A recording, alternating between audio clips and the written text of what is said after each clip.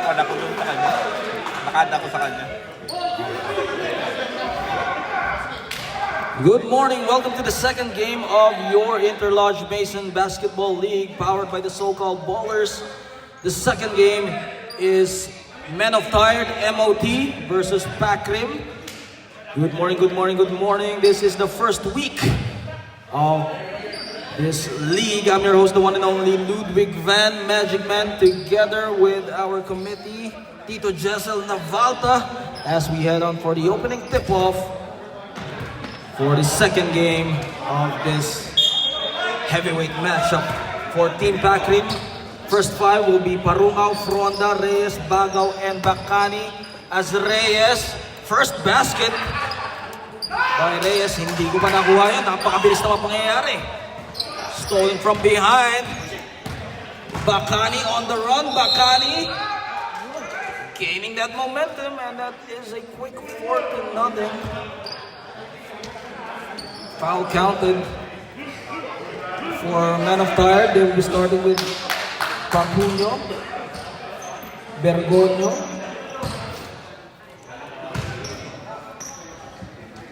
Moradas with the rebound, David,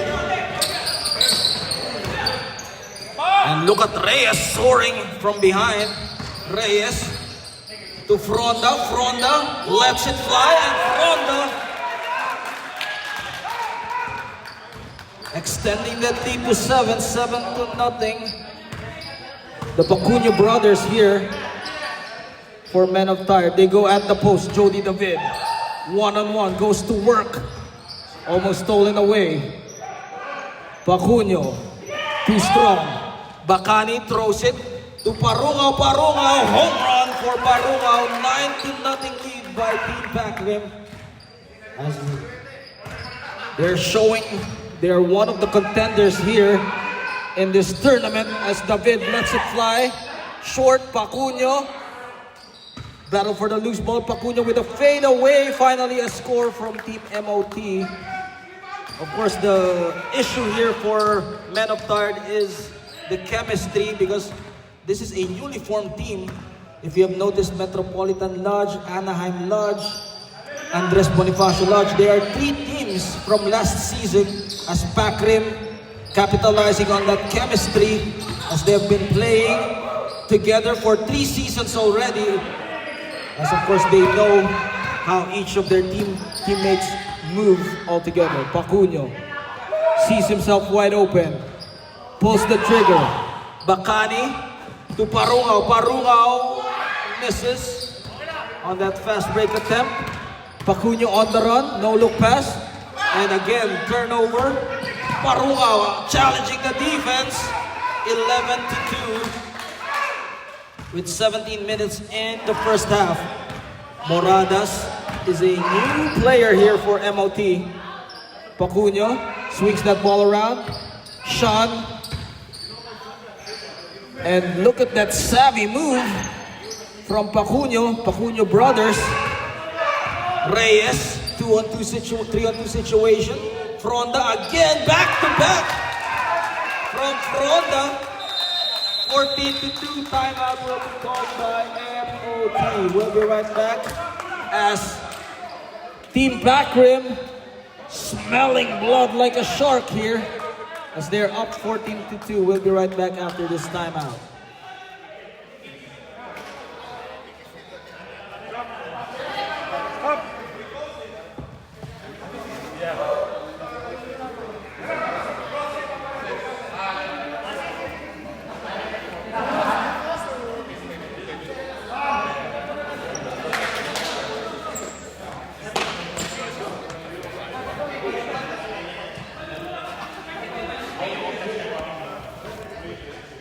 Back to the ball game. Team MOT down by 12 here in the early goings of the first half. Well, what has happened here? Well, Team Pakrim capitalizing on their team play, as Fronda back-to-back 3-point shot together with Reyes, and of course Bacani from the defensive end helping out for Team Pakrim. For Team MOT, they're still having that chemistry issues, as they are a newly formed team here. Moradas thought about it. Pacunio, with a hand on his face, comes up short as it bounces off. On the run. Bacani, back to Reyes. Reyes. Fronda, pump fake. Reyes on the attack. They tap it away and it will go to the... It will stay with Team MOT. But the up-tempo game of Pakrim has been their bread and butter as Dukusin underneath the basket using the board, making it a 16-2 game. Moradas at the middle, sidestepping, and he gets the basket for Moradas, and one play, foul will be called against Bacani.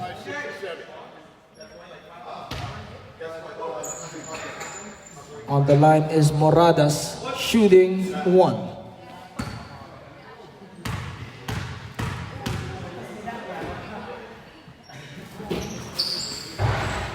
And he misses. 12-point game here. Team Pakrim resting their starters. But of course, quality minutes provided by Dukusin as he was able to make a basket a while ago. 4-on-3 situation. Moradas, he was able to make a score a while ago, and foul again will be called on. Reyes. Ito ba yung ano ni Kuya Derek, yung Soka Bonus? I'm not sure, kuya ha. Hintayin ko na lang siya. Hintayin mo na lang siya baka mas sure. Or maybe give him a call, Kuyang Ian. Maybe give him a call.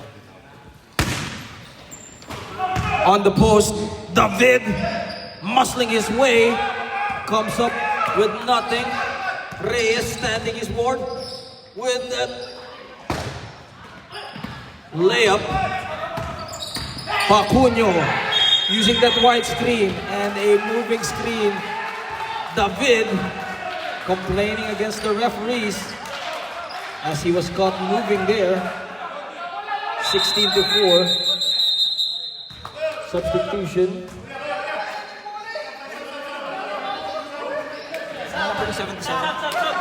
Substitution. Parungaw in the ball game. 77. 77 ako. 77. No look pass. Taken away by Pacunio. Pacunio connection. Yes, sir. As those two guys have no chemistry issues for sure. 16-6, 10-point game being nursed here by Pakrim. Short stab from Parungaw. Kuyang Takashi calmly sinking that basket from the elbow. Well, good team play there for Pakrim. They swing that ball around. Moradas sizing his defender, and look at that play from Moradas, cutting the lead down to 10 again, 18-8 with 13 minutes remaining in the first half. Dukusin will be their court general for today. Parungaw, bounce pass, Bacani, bounces off. Rebound taken away by MOT. Moradas has been providing some scoring punches right here. 3-point basket. And Pakrim calling their first timeout as MOT slashing the lead to 7 behind that 3-point basket from Pacunio.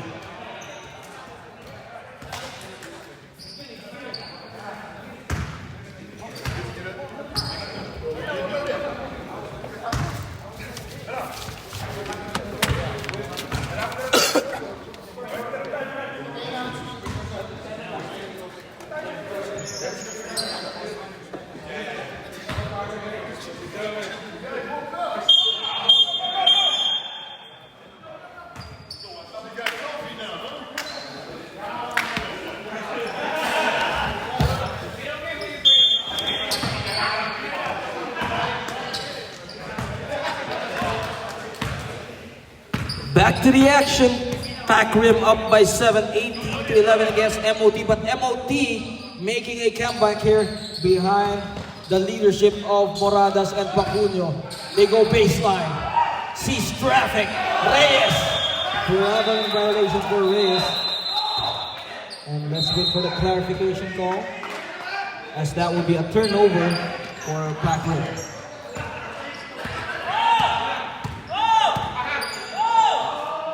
Again, Pacunio launches it. Reyes on the move. Reyes with the spin move. And Dukusin, some quality minutes from Dukusin coming off the bench. Well, this guy has been providing with 4 points already.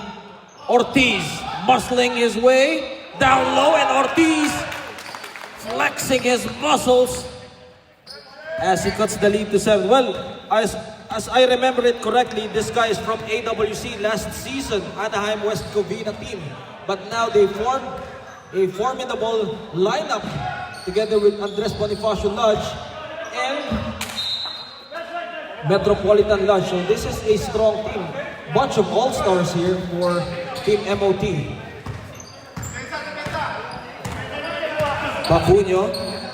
Like I keep on saying on the early coverage here, the chemistry issues will be the problem here for Team MOT. However, their talent is apparent here, as we know that they can play at par against this Pac Rim team. Ortiz fades away, and Ortiz gets the shooter's bounce, cutting the lead down to 5, 15-20 Pac Rim.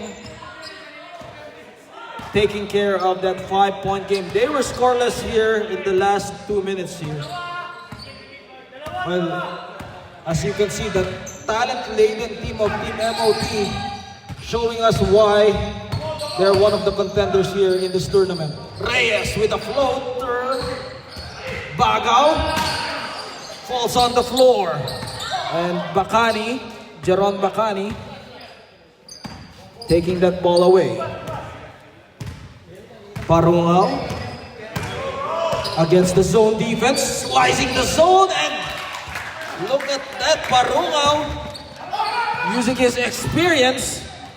That's how you attack the zone at the middle. Ortiz. Well, Parungao taking them to school, as they say, like a professor teaching them the moves. Ortiz unable to catch it, but Parungao at the middle. Domingo, this guy's a sharpshooter. Rebound taken away